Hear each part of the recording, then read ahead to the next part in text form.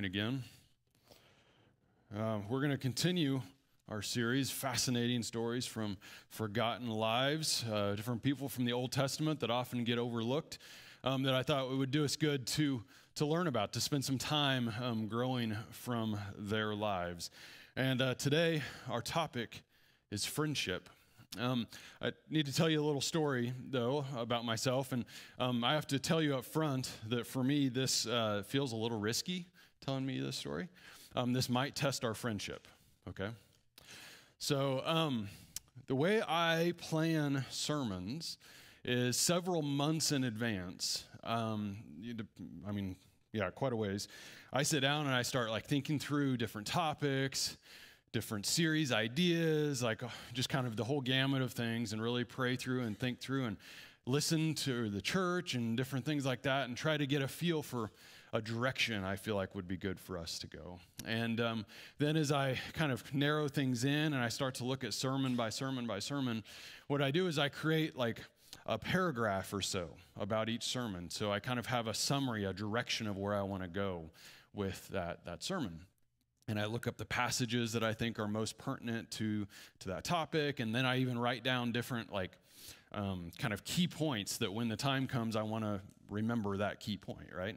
And so I create the whole outline of the whole series that way, months in advance. And so as I was doing this a few months ago with this series, I had a whole list of kind of obscure people from the Old Testament, probably 20 or 30 of them, and I kind of created the list, and I went back through and was culling through, and when I saw the name Nathan, I thought, great, yes, I need to do Nathan, because Nathan was a great friend of David, and it'd be a great opportunity for us to talk about friendships and how to have healthy relationships. And so, yes, Nathan, and I wrote Nathan down, and I created my paragraph, and I did research on the different passages, and I created my bullet points on things I wanted to remember to talk about in 6 months, and I was excited about Nathan. And some of you already know where this is going, because Nathan isn't on the screen. Because this week, I sat down and I studied Nathan. And when I got done studying, I was sitting there saying, what is wrong? There are stories that I know about Nathan that are not here. What have I missed? And I went back and I pulled this resource and I looked through and I was like, they're not here either. What's wrong? And I thought, the concordance, that will give me the answer, because the concordance, if you don't know, has every single word in the Bible and every single time it's used. So I went to the concordance and I thought, I'm going to look up Nathan, and every time it's used, and these stories that I'm missing somehow will be found. They weren't. And I sat there quite frustrated with myself, wondering, what have I missed? They don't even talk about the fact that Nathan is Saul's son. Because he's not. Jonathan is Saul's son. I had the wrong guy. You laugh. I pounded my head against the desk. I was quite frustrated with myself. Was asking myself, what kind of pastor am I really? And if you leave after today because of this, God bless you. I don't blame you, okay? And so I sat there with this dilemma on my hands. I said, well, do I pretend that it was Nathan and make the shoehorn, make it fit kind of thing, because Nathan actually wasn't his friend. Nathan was a prophet. Okay. Then I said, well, or I can just stand here like this, and be a goober in front of all of you. And this is what I chose. So today we're talking about a guy I'm calling Joe Nathan. Makes me feel better at least, as we talk about the subject of friendship. So if you have one of the study guides that has Nathan, you're welcome for the extra Bible study this week. But that's not who we're going to talk about today. Is our friendship okay? Okay. I'm sorry that I failed in this way. All right, friendship.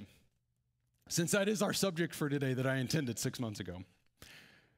Friendship's actually a quite difficult subject. I don't know if you know this. We are the most connected generation that has ever walked the planet, and it's not even close. We have more methods to communicate with each other than ever before. And if you talk to any relationship expert of whatever kind of ilk they may come from, the one thing that they will tell you is up front of the key to having a good relationship is communication. And so here we are, the most connected, the most communicatable generation ever, with ways to communicate all across the planet instantaneously. I can pick up my phone and with just a couple pushes of a button be texting or calling or live streaming anywhere in the world with people I know that I can call our missionaries in Romania or Germany or somewhere and boom, instantaneously around the world have a friendship that communicates, right? I mean, we have whether it's instant messaging in 50 different flavors, whether it's social media in however many different flavors, whether it's phone calls. We can still use smoke signals even if we'd like, right? Think of the plethora of ways we can communicate. Yet study after study after study finds that we are more lonelier than ever, that we feel more isolated than ever, and that people are struggling with greater and greater degrees to make friends, to keep friends, and to have healthy friendships. We go on to different places, different technologies, whatever it may be, and it shows that we have 2,000 friends or followers or people who have linked in with us or whatever it may be. But those are really acquaintances. They're not friends. There's a difference. And so the question I ask is, why are we struggling with friendships? What is it about us? What is it about our brokenness personally? What is it about our brokenness just societally? What is it about this world we live in, this place we live in, that has all of these opportunities to connect, yet we still struggle with friendships? And let's be clear, God intends for us to live life in relationship. God did not design us to be lone rangers. He did not design us to be alone, to walk the path of life all by ourselves. Some choose to do that, but that's not how he designed us. In Genesis 1, we have Adam, and it was not good. But we have Adam and Eve, and that is very good. And all the way through the scriptures, story after story after story after story, example after example, we see time and time again that when we are together, when we are in healthy relationship, when we have those friendships together, that is how God intends for it to be, that is his view of how the world should work, the view of his kingdom, the view of who we are to be as his people. And so what I want us to ask ourselves today, where I want us to start, is the question of the quality of our friendships. And you could use whatever scale you'd like mentally to say, what is the quality of my friendships? Do I have any of the highest level friendships you could find, like we're going to see today? Or are they more acquaintances, or are they like we cross paths and say, hey, how are you? And that's good. But where are our friendships? And let's not make mistakes. Like we're not designed to have 1,000 friends. We're just not. But we have to have friends. We have to have good, solid relationships in our lives for us to be healthy and for us to grow as we should in our faith. And so the example we're going to see today, the story of Jonathan and David, which is in the book of 1 Samuel, if you want to turn there, we're going to be in several different chapters. This is a beautiful example of a friendship. Probably one of the most robust examples we have, in depth of friendship over quite a period of time and quite a bit of tension and struggle and strife in the relationship as well. So to set us up, we're going to be starting in chapter 18, if you want to turn there, 1 Samuel 18. But we have to kind of come back in the story a little bit to understand what's happening. So we have Jonathan, who is King Saul's oldest son. Now, King Saul, you might remember a couple weeks ago we talked about Samuel. He was born, we talked about Hannah, that he was a prophet, that he was the last judge, and then he anointed the first king, kind of at the people's request, but God said, go ahead and do it, but this is a bad idea. And so he anointed the first king, Saul, and so Saul is the king, and so we have his son Jonathan. And remember, Saul didn't really follow God very well, and he makes some really critical errors in judgment. Then God said, I'm taking my hand off of you. And then God anointed David the next king, but he allowed Saul to stay in office, so to speak, during this transition. We talked about this last week, right? And it's a really rough time of transition. That's where we're going to pick up the story. This transition, this time of Saul having God's hand removed and David's having him placed on him has just happened. We're still pretty young in this transition. And that's where we're going to pick up this story, the sequence of events with Jonathan and with David. And so in chapter 14, we get this battle that is fought between the Israelites and the Philistines. And Saul and Jonathan lead the troops into battle. And they are successful, but the battle isn't a short, neat, and clean battle. It sort of strings out a little further than they expected. And so Jonathan, being a good warrior, being an aggressive young guy, a commander of his folks, he takes the Israelite army on after the Philistines, extending the battle.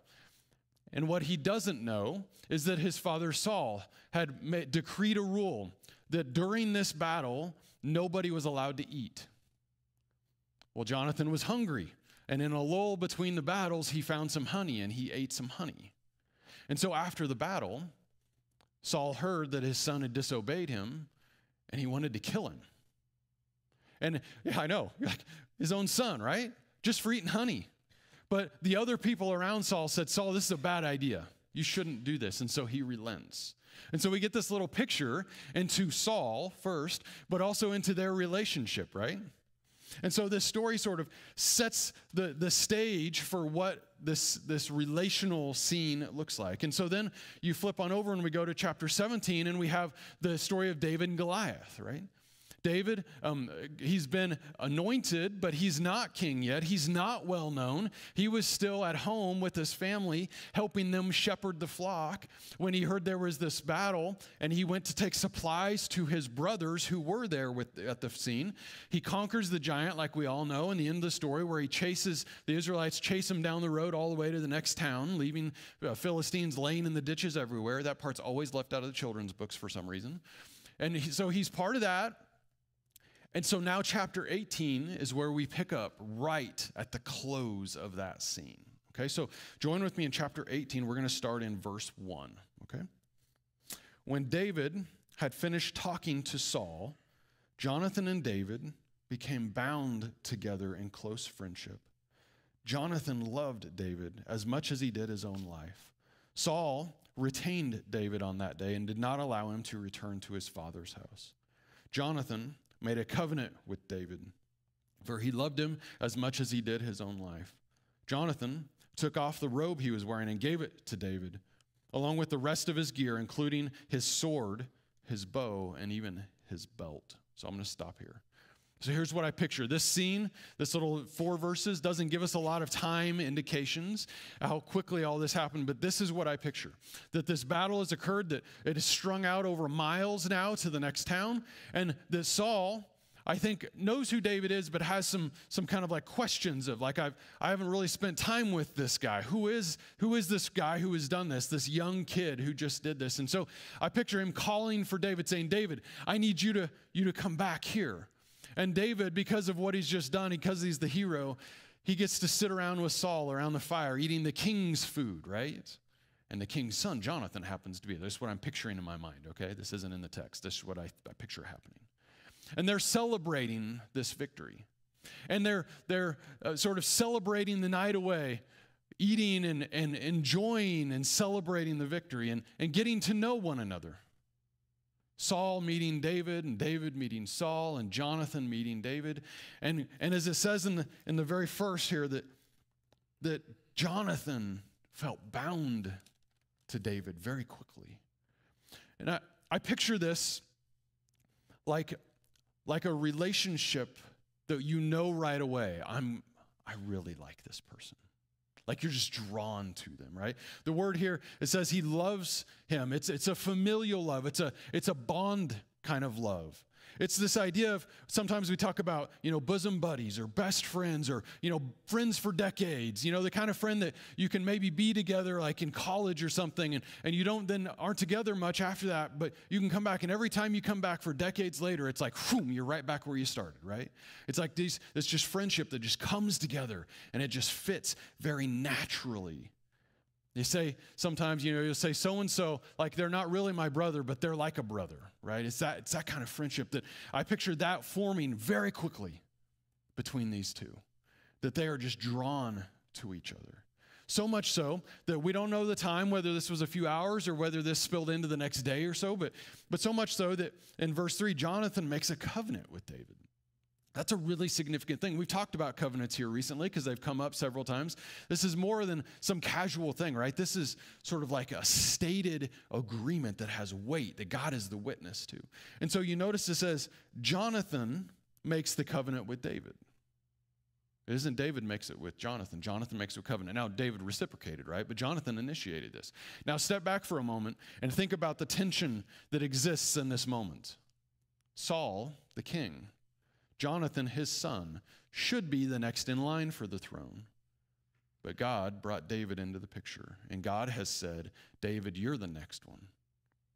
The reality is, if Jonathan were like most folks in his shoes, he'd be trying to figure out how to kill David. Because David's going to sit in his seat, right?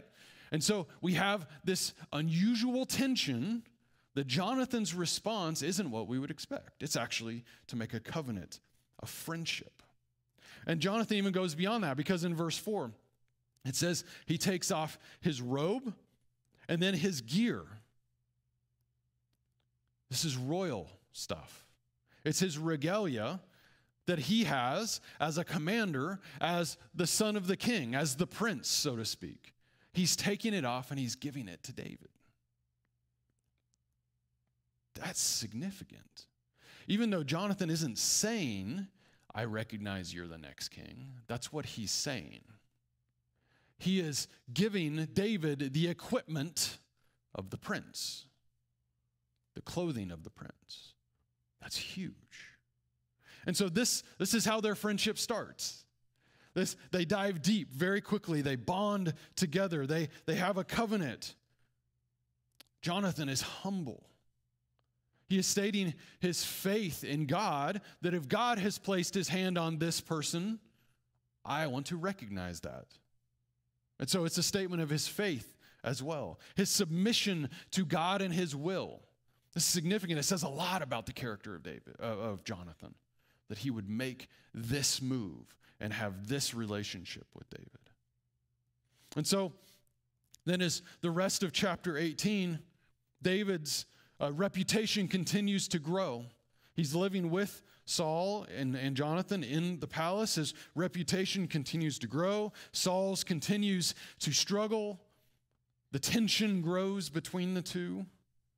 As David's popularity goes up and Saul's goes down, we get this heightened struggle between them. And so now we turn over to chapter 19, just one little bit over. And then Saul told his son Jonathan and all his servants to kill David. So Saul must not have understood the relationship between Jonathan and David. But Saul's son Jonathan liked David very much. So Jonathan told David, my father Saul is trying to kill you. So be careful tomorrow morning. Find a hiding place and stay in seclusion. I will go out and stand beside my father in the field where you are. I will speak about you to my father. When I find out what the problem is, I'll let you know. So Jonathan spoke on David's behalf to his father Saul. He said to him, the king should not sin against his servant David, for he has not sinned against you. On the contrary, his actions have been very beneficial to you. And Dion, I'm just realizing I told you chapter 19 and it should have been chapter 20. So I'm sorry, y'all, you're missing the rest of this passage. That's my fault because I told her the wrong ones to edit out here. Okay, so we continue on with verse 5. He risked his life. Jonathan risked his life when David risked his life when he struck down the Philistine, and the Lord gave all Israel a great victory. When you saw it, you were happy. So why would you sin against innocent blood by putting David to death for no reason? Saul accepted Jonathan's advice and took an oath, as surely as the Lord lives, he will not be put to death. Then Jonathan called David and told him all these things, and Jonathan brought David to Saul, and he served him as he had done before. Okay, so Saul is upset because this tension is rising. He wants to kill David. Jonathan goes to him and says, why would you do this? He's been nothing but a blessing to you. And Saul says, okay, you're right. And the relationship is mended enough that that Jonathan brings David back to serve Saul, back in the house again, like taking a risk with his own life, right? So here we have Jonathan protecting David from his father, physically, literally, and also like emotionally or mentally, like reasoning with his father on behalf of David, okay? He's protecting him. He is taking a risk because in the same way that his dad could have killed him earlier for eating honey, he could do the same here if their friendship was revealed. If Saul questioned his son's loyalty, he could have killed him just like he thought about before. The fact that Jonathan is even questioning his father, the king's orders, that's risky in and of itself. So Jonathan is taking risk for David. He's successful, though, and Saul relents, and David returns back into the household as he had, serving Saul in these various ways. So now we go again now to chapter 20. And in the meantime, again, David has had more victories in battle. Saul has tried to kill him again. He tried to make him a shish kebab with a spear, threw it at him, and he missed. And David escapes.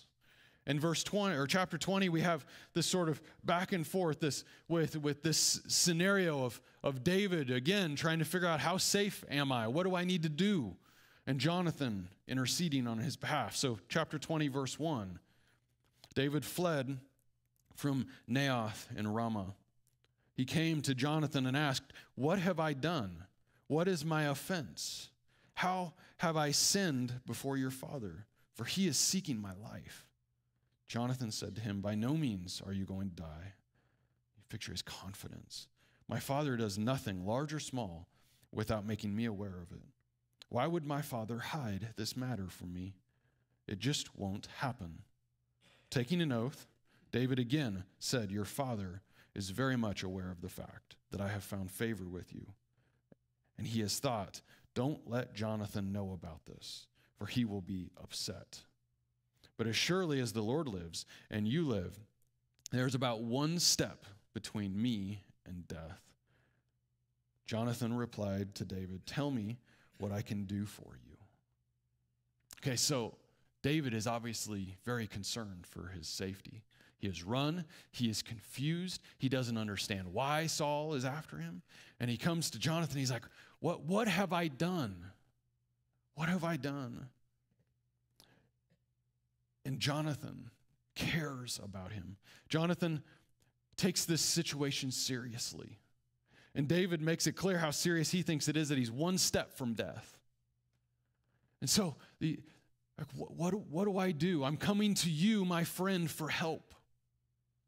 Please give me perspective on this. Friends are great. They're important for that, to help us see perspective on what's happening. And so, verses 5 through 13, we have them talking and talking about what's happened in this situation and sort of hatching a plan, if you will, for how there's a dinner coming up, a new moon festival dinner that David should be a part of because he's part of the household. But David's not going to be there. He's going to remove himself on purpose and see what Saul's reaction is. And that'll indicate how angry Saul is if David isn't there. And so, in verse 14, "While I'm still alive, extend to me the royalty of the Lord." This is Jonathan speaking to David. "Or else I will die. Don't ever cut off your loyalty to my family, not even when the Lord has cut off every one of David's enemies from the face of the earth." And called David's enemies to account. So Jonathan made a covenant with the house of David, and Jonathan once again took an oath with David because he loved him. In fact, Jonathan loved him as much as he did his own life. We have Jonathan coming back to this fact that our relationship is so important to me that I want to renew this oath, renew this covenant, but I'm also asking David that no matter what happens with you as king, that you would honor our family. Even with all of these struggles, all of these strifes, all of these tensions, these attempted murders over and over again, please be honorable to our family. These friends are giving each other honor. And they're renewing the covenant a second time so that They recommit themselves to one another. There's no gray space. We're recommitting to one another. And then Jonathan ends with, how can I help? How can I help? And so they hatch this plan where David will go away. He'll hide for 3 days. Jonathan will go to the meal. Depending on how Saul reacts, he's going to take arrows and he's going to shoot them at a target that's near where David will be hiding. And based on how he shoots the arrows and then the servant that comes out, there will be a message sent on how safe David is or not around King Saul. And so we come to verse 30. They're at the table. Saul became angry with Jonathan and said to him, "You stupid traitor, don't I realize that for your own disgrace and to the disgrace of your mother's nakedness, you have chosen this son of Jesse? For as long as this son of Jesse is alive on earth, you and your kingdom will not be established. Now send some men and bring him to me, for he is as good as dead." Man, Jonathan's in a tough spot, isn't he? Where his dad is out to get him, out to get his friend. And Saul's making it very clear, the tension in the room, that so long as David is alive, Jonathan won't be king. And of course, if you're Saul, that's what you want, right? You want your son to succeed you. You want it to stay within the family. And Jonathan, in this moment, the heat of this moment, where sort of the tension has risen to the point where now his father seems to have turned on him in some way, has confronted him with the relationship, he chooses David. As you read the rest of that, he chooses David. He goes and he shoots the arrows as he said, and he gives David the warning, and David flees away. Saul never disrespects his father. He never turns on his father, but he always remains loyal to his friend. So we flip over a few pages to chapter 23. David is on the run, trying to get away, has these interactions with Saul while Saul is chasing after him. It's this back and forth and this back and forth, and it just intensifies through the story. David flees to a foreign country to hide, and while doing so, Saul and all of his sons and the Israelite army battles the Philistines again. I'm sorry, I'm ahead of myself. Verse 23, while they're in hiding. Chapter 23, verse 16. Jonathan, son of Saul, left them while they were out and got away and went to David at Horish. He encouraged him through God, and he said to him, "Don't be afraid, for the hand of my father Saul cannot find you. You will rule over Israel, and I will be your second in command." Even my father Saul realizes this. When the two of them had made a covenant before, David stayed at Horish, but Jonathan went to his house. So Jonathan slips away. He reaffirms their relationship. He encourages David. I'm sure he knows David is struggling from being on the run and being sought after by his dad. And their last meeting, the last time they're together, he encourages him. And he gives him confidence about his place on the throne and Jonathan's submission under him as his kind of first officer. So now they're chasing after one another. They have these skirmishes back and forth, and they have the battle that happens. And in that battle, Jonathan is killed along with Saul. All the brothers are killed. And so, a time when David should be celebrating, right? Because the tension with Saul is over. He's also lost his best friend. This is the time period where our story from last week of Nabal and Abigail comes in. David, through this time, showed himself faithful, that he never tried to kill Saul, even though he had opportunities to. The whole time, he remained faithful to his side of the covenant, while Jonathan remained faithful to his side of the covenant, all the way to the very end. And if you read past the end, chapter 31, you read how David responds to the death.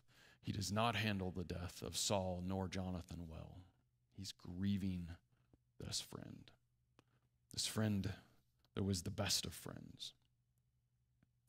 And so we get this story, a very, very tumultuous but beautiful picture of friendship. I can't imagine putting myself in that situation. I can't imagine having my life being sought after. I can't imagine being Jonathan and put in the tension of that situation. But yet these two guys were totally committed to each other.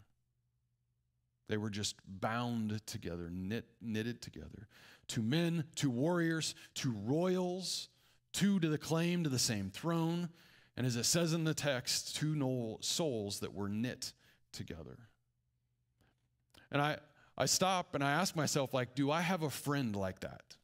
Do I have a friend that close, that's that tight of a friend? We talked about the quality of friends. That's a high quality friend, right? Do I have one of those?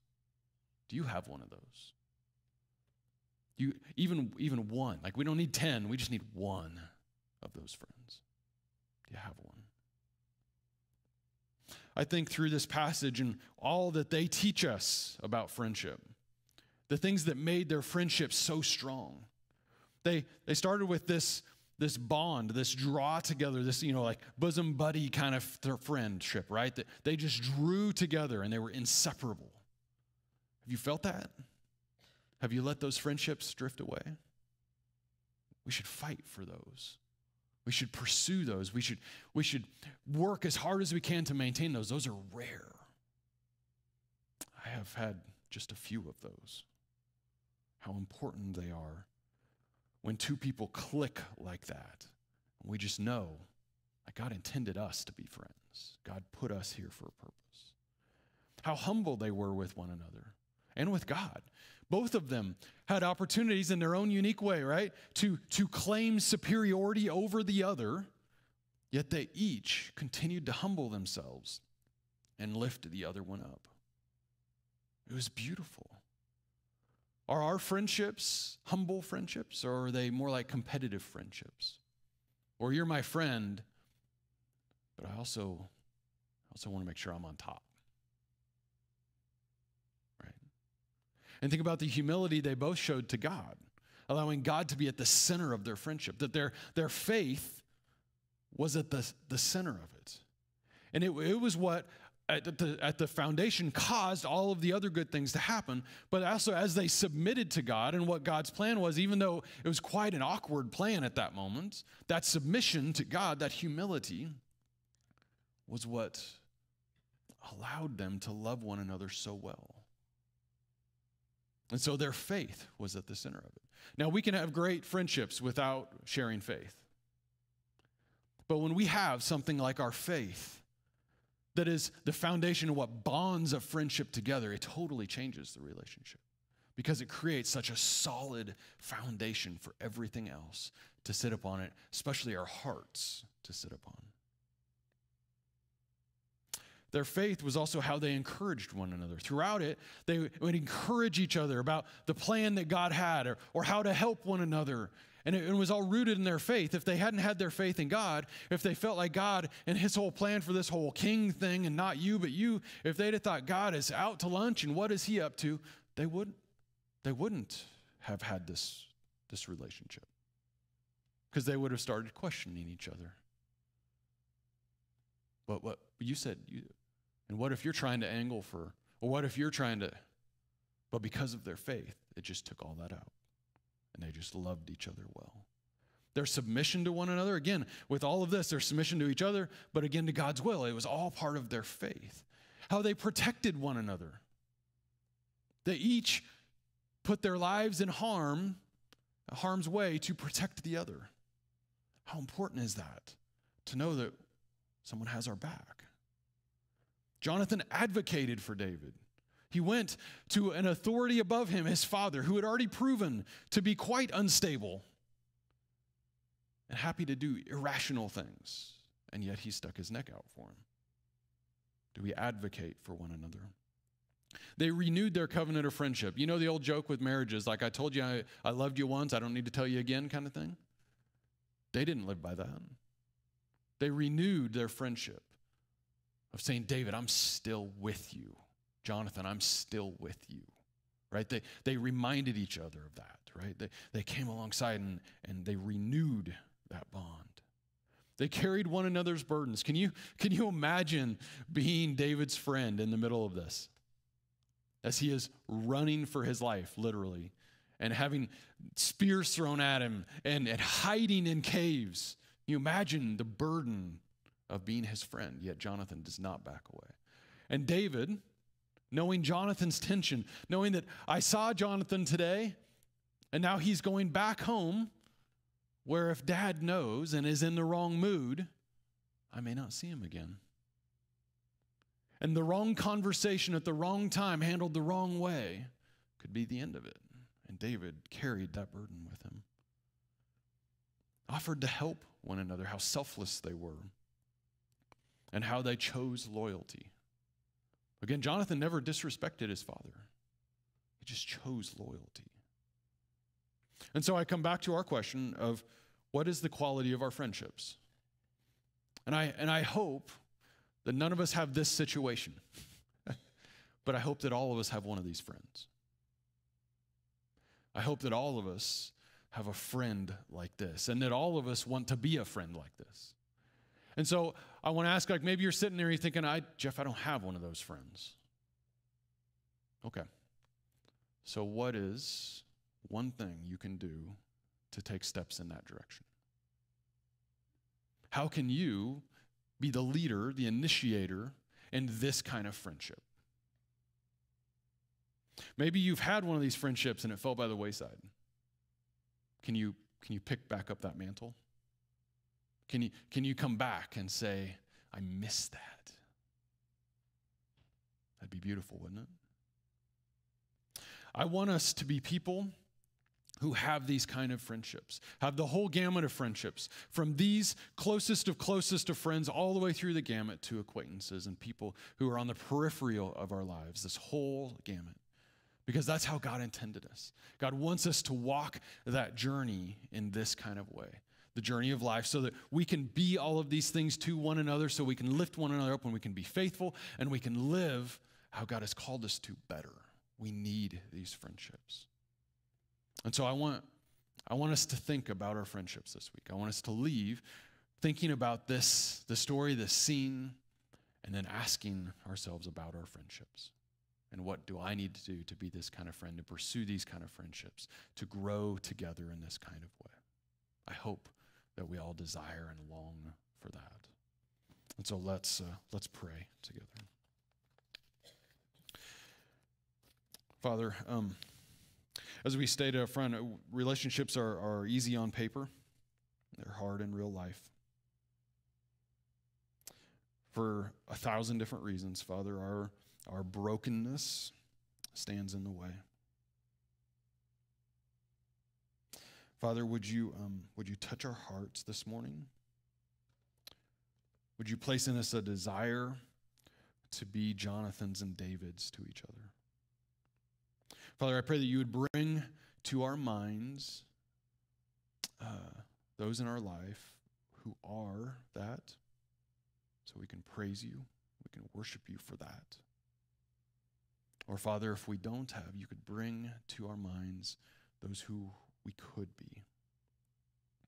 Those who maybe you've placed there and we haven't seen it until now. We haven't paid enough attention until now. Those who are there who we've maybe not cared for the relationship like we could. Father, I pray that we understand how you've designed us and we desire to live in your image like you've created us in your image, and that we would have these sort of relationships. And that because of that, we could be more and more faithful to you, and you would gain honor and glory because of our friendships. So, Father, I thank you for that privilege. You could have us designed to be alone, but I thank you that you haven't designed us that way and that we get to be friends. And I thank you for my friends. So, Father, I ask all this in Jesus' name. Amen.